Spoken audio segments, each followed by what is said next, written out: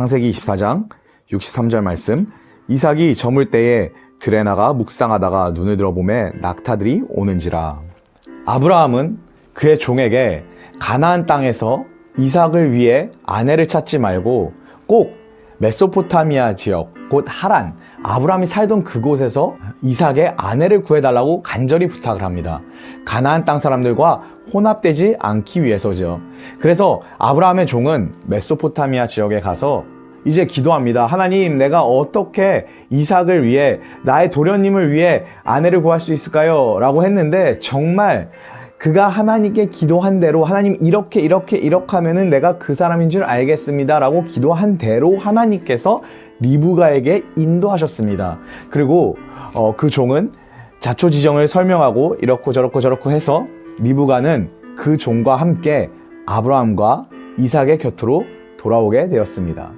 그렇게 종이 리브가를 데리고 이삭과 아브라함에게 다시 돌아오는데 이들은 이제 네게브에 머물러 있었습니다.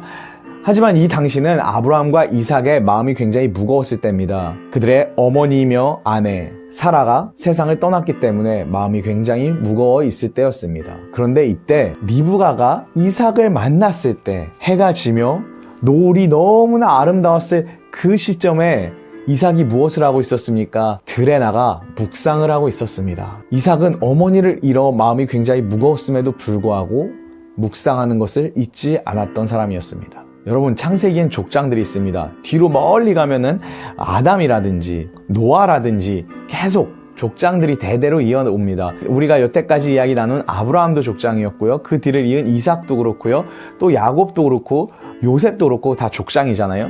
그런데 이 족장들의 이야기 들으면 하나같이 다 어려운 고비가 있었습니다. 노아도 홍수가 있었죠. 야곱은 어땠습니까? 말할 것도 없죠. 요셉은요, 팔려가고 죄수가 되고 정말 어려운 일들이 많았습니다. 그런데 유일하게 이삭만큼은 그렇게 험난한 길이 없었습니다. 물론 그는 아버지로부터 죽임을 당할 뻔은 했어요. 그거 외로는 굉장히 순탄한 삶을 살았을 것 같아요. 왜냐? 성경에 이삭의 험난한 길에 대한 설명이 이야기가 없기 때문입니다. 왜 그럴까라고 했을 때 우리는 이 한 가지 이유로 예측을 할 수 있는데요. 그것은 무엇이냐? 이삭은 매일같이 묵상했던 사람이기 때문입니다. 하나님의 말씀을 매일같이 듣고 기도하며 하나님의 음성을 들으며 살아왔기 때문에 그는 어떻게 살아야 하는지, 어디로 가야 하는지, 무엇을 해야 하는지 정확히 알았던 사람이었기 때문입니다. 우리가 처음부터 가이드를 받으며 그 길을 따라갔을 때는요, 험한 길로 가질 않습니다. 요즘 내비게이션 보면 어떻습니까? 심지어 길 막히는 곳도 피해서 가게 해주잖아요. 그렇기 때문에 목적지까지 제일 편안한 길로 인도받습니다.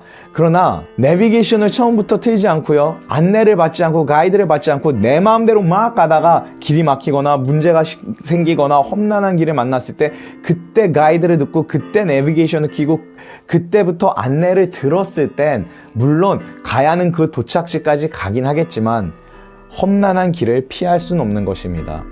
여러분, 우리가 매일 하나님의 말씀을 묵상하는 것은, 하나님의 말씀을 듣는 것은, 하나님께 기도하는 것은, 하나님의 음성을 듣는 것은요, 어떠한 높은 자리에 앉아있기 위해서가 아니라, 어떠한 권위를 부여받기 위해서가 아니라, 어떤 놀라운 기적을 행하는 것이 아니라 그저 겸손하게 매일매일 내 삶을 주님 어떻게 살아가야 하는지, 주님께서 인도하시는 길이 어딘지를 알아가고 묻고 그 길을 따라 걷기 위해서라는 것을 잊지 않으셨으면 좋겠습니다.